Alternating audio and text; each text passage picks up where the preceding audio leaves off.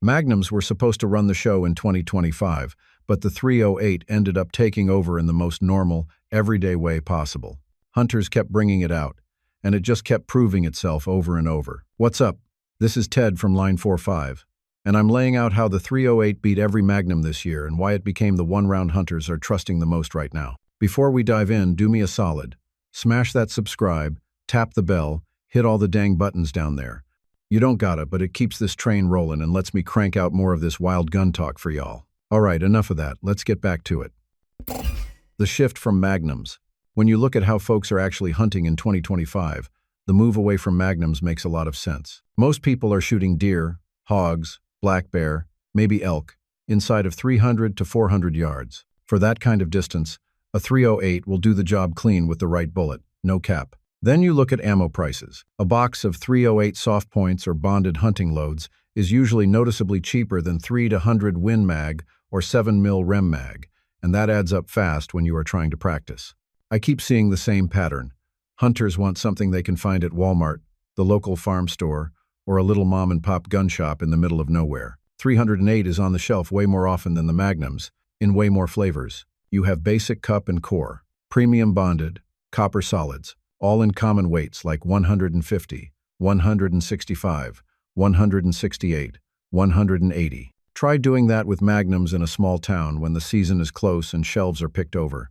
That scarcity pushes people into calibers they know they can actually keep feeding.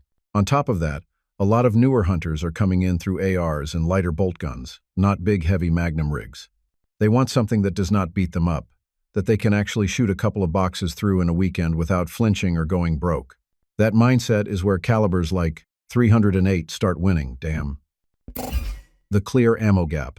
On the ammo side, I started watching prices and shelf space instead of arguing ballistics charts online. In most big box stores and local gun shops, 308 has more facings and more brands on the rack than the Magnums, and that alone tells you what moves. Most common hunting 308 loads from Federal, Hornady, Winchester, and Remington sit in that roughly 1 to 150 a round zone, while the 3 to 100 Win Mag and 7mm Rem Mag hunting loads usually float closer to $2 to $3 a round for comparable soft point or bonded bullets.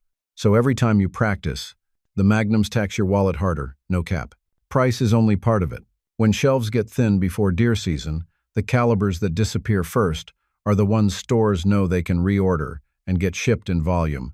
And 308 is one of those always-in-the-truck calibers for distributors because it serves hunters, match shooters, and people feeding older surplus rifles. Because the 308 is a NATO cartridge, with large military and commercial production behind it, factories keep cranking it out in big runs, which means even when certain boutique loads are gone, you can still find something usable in that caliber more often than you can in a Magnum. In practical terms, that ammo gap changes behavior. If I know my 308 gives me more chances to buy whatever is available and still stay close to my zero, I am more willing to burn a couple of boxes on the range before a hunt. With Magnums, a lot of folks baby the ammo because of the cost and spotty availability, so they shoot less, confirm less, and then expect perfection on a once-a-year shot at an elk or bear, which is really not a smart bet. Recoil and accuracy difference.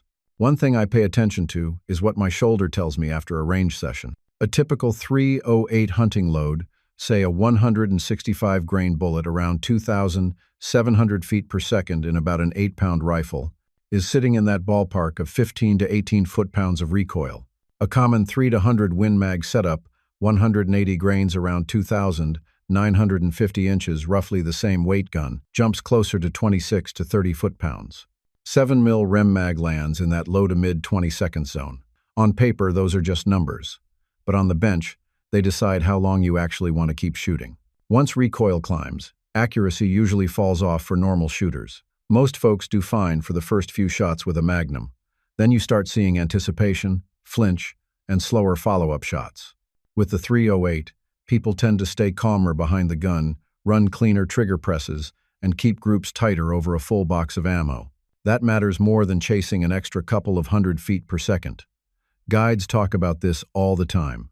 The guy with the big Magnum who only fires a handful of rounds a year misses more shots than the hunter who has a 308 he actually trains with. There is also the practical side of field shooting.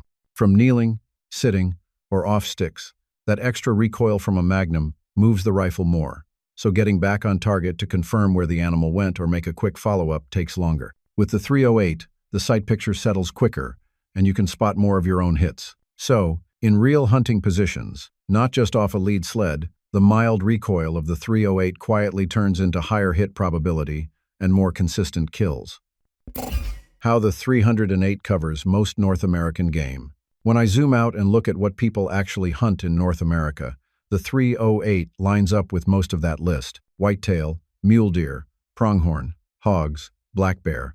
All of that sits right in the 308's comfort zone with a 150 to 165 grain soft point or bonded bullet. You are talking roughly 2,600 to 2,800 feet per second at the muzzle and around 1,500 to 1,800 foot-pounds of energy at 200 to 300 yards, which is plenty for clean kills on medium game if you put the round in the right place. No cap. On elk and similar-sized animals, I treat the 308 as a cartridge that works when you keep your shot angles and distances honest. A 165 or 180 grain bonded or copper bullet, something like a partition, trophy bonded, AccuBond, or a solid copper hunting load, will hold together and drive deep through the shoulder and lung on an elk inside that 300-yard window. A lot of Western guides list the 308 as acceptable for elk as long as the hunter stays disciplined about range and does not try to turn it into a 600-yard round. Past that, the Magnums start to make more sense, but most hunters never shoot that far on real animals anyway. I also like how bullet tech has stretched what the 308 can do. Modern controlled expansion and mono bullets keep penetration high even when impact velocity starts to drop at distance. That means a 308 that used to be thought of as a deer cartridge can now responsibly cover black bear, big hogs, and elk for a ton of people running one rifle. If you live in normal deer and bear country, with maybe one elk trip in the mix, a 308 gives you a realistic one-gun answer for almost everything you are likely to tag. The industry shift toward the 308. Every time I look at new rifle releases for 2025, I keep seeing the same thing. Almost every major bolt gun line has a 308 option sitting right at the front of the catalog. Savage, Ruger, Tikka, Browning, Bergara, even budget stuff like Ruger American and Savage Axis, all make sure 308 is in the first wave. That tells me manufacturers know exactly what actually sells. They are not guessing. They see distributor orders and warranty cards, and 308 short-action guns keep moving. Short action is a big part of it. A 308 lets companies build lighter rifles with shorter bolts and often shorter barrels that still keep solid velocity. That means easier carrying in the woods, quicker cycling, and less overall bulk. Add in the fact that 308 works in both traditional bolt guns and semi-auto platforms, and companies can reuse a ton of design work. Same magwells, same receiver lengths, same basic parts. That keeps their costs down while giving us more choices, from lightweight mountain rifles to compact truck guns. I also notice most of the do-everything or all-around models come in 308 first. If a company launches a new mid-price hunting rifle with a threaded barrel, adjustable stock, and modern optics rail, bet there is a 308 version in the lineup before they even bother with a Magnum. It is the safe play for them and a practical pick for us. That combo of efficiency for the factory and versatility for the hunter is exactly why the 308 rifles are everywhere in 2025. What put the 308 on the top?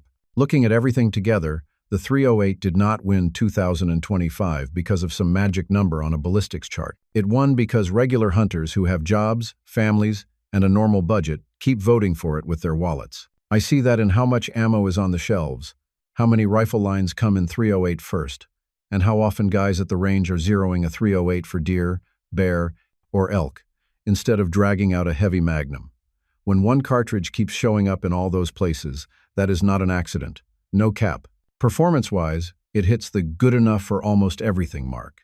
Inside about 300 yards, with modern bonded or copper bullets, a 308 will cleanly take deer, hogs, black bear, and elk if you do your part. Recoil stays in that mid-teen foot-pound range instead of jumping into the high 20 seconds like a 3 to 100 Win Mag, so people actually practice. More practice means better hits. Better hits mean cleaner kills. That sequence matters way more on real animals than chasing extra velocity on paper. Bet. The last piece is flexibility. I can run a light 150 grain load for whitetail in the woods, a 165 or 180 grain bonded for elk or bear, and even grab cheaper ball ammo for drills, all in the same rifle. I can also find 308 in big box stores, farm stores, and tiny shops in the middle of nowhere. Put that together with lighter short-action rifles and tons of optic-ready options, and the 308 ends up being the path of least resistance for a ton of hunters. When a round is easier to buy, easier to shoot, and capable on most game, it is going to stay on top for a long time.